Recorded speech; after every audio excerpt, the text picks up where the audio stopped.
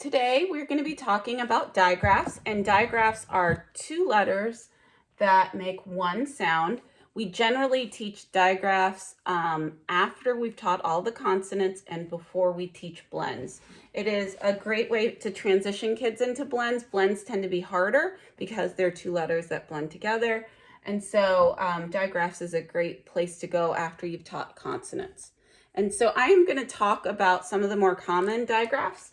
And I'm going to start with the first one, CH. So CH, like in the word chip.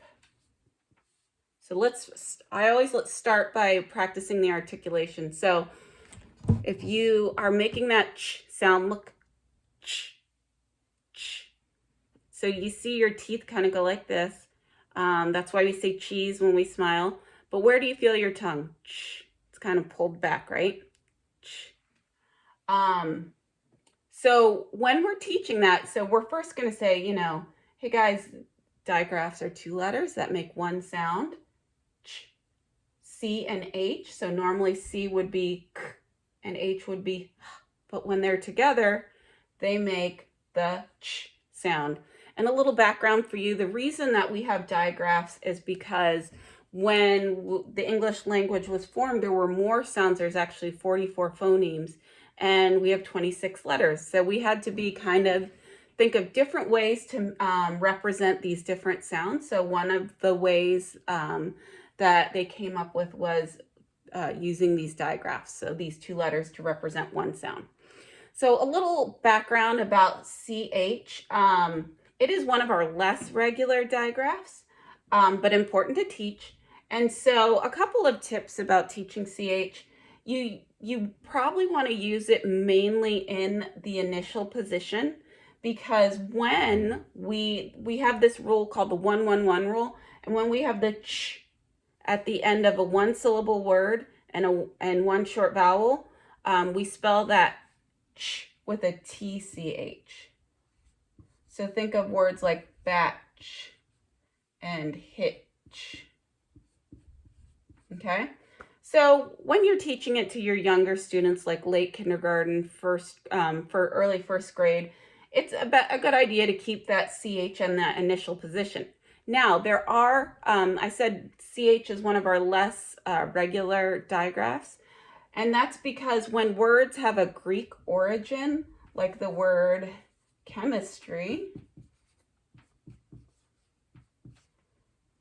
that CH makes the k sound, okay? Another word that has Greek origin where CH makes the k sound would be like character.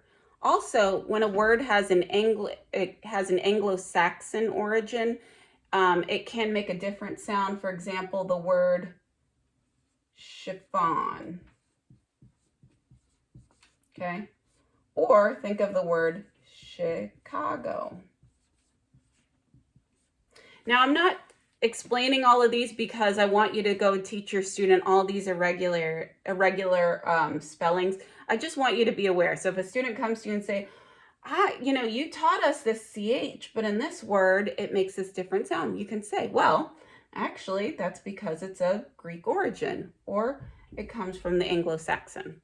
So generally in the text that students are reading, though, in late kindergarten and early first grade, CH is going to make the ch sound.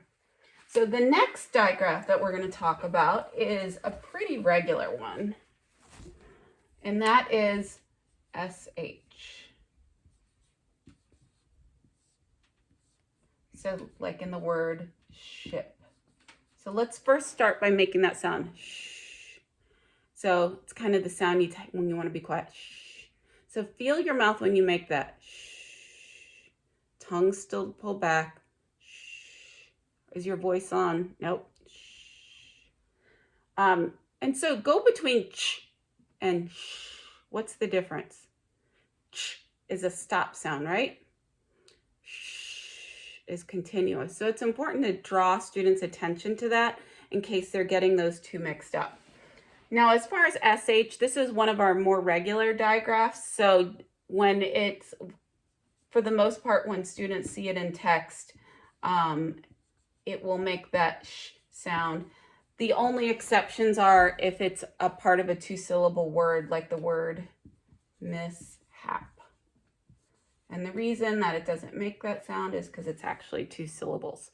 So sh is a good word to teach. It can occur at the beginning and the end of the word, and it's pretty regular. So we definitely would teach those for our younger students.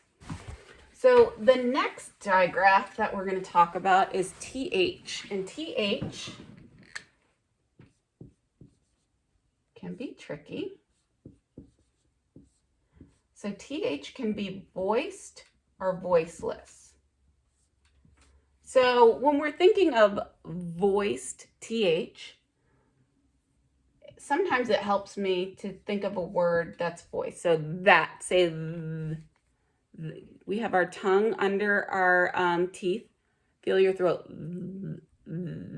My voice is cracking. That. Okay? For voiceless TH, it would sound like so that thin. So go between the and the. So it's important for students to understand the difference between that voiced and voiceless. And when they're reading words and they're trying to make sense of it, they may have to try it both ways. And generally, I will always say that we can only decode words that are in our oral vocabulary. So if a student is trying this out and they're going in, then, I don't know then, but I know in, thin. It really helps them to match their the sounds that they're decoding with the word that they already know. So voiced and voiceless TH are both digraphs. They can be tricky for kids, but that's why we really want to focus on having students hear the difference in their voice box. Okay. And so our next, I'm just going to touch on this one because it is less common. And so we have the WH, and the pronunciation of this in English has changed over time. There used to be that you'd hear if you say like, there's like whale, so say whale. There should be like whale, a puff of air before you say whale at the beginning. Now say like wet. You don't feel that puff, wet. So whale, wet. So that sound has the little p before, the puff of air before the sound, but it can be really hard to hear and it can be really hard to teach. And the other issue is if we're teaching this late kindergarten, early first grade, a lot of the words that have that WH sound are not necessarily decodable. So we may not have been teaching this A magic E. Or if you look at some of our most frequent words like Y, we may not have taught that Y is a vowel, or what, which is irregular. And so, I usually just explain this so teachers are aware of it.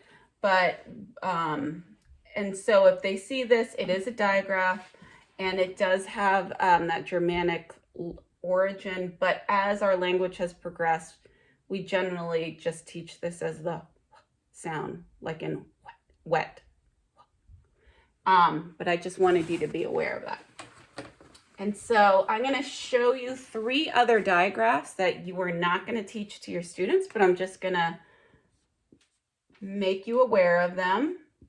So we have PH, like in the word phone, and PH in the word phone is, when we have that in words, it's Greek origin, okay? So words that have PH that make the f sound, those words are from a Greek origin. So words like elephant, dolphin.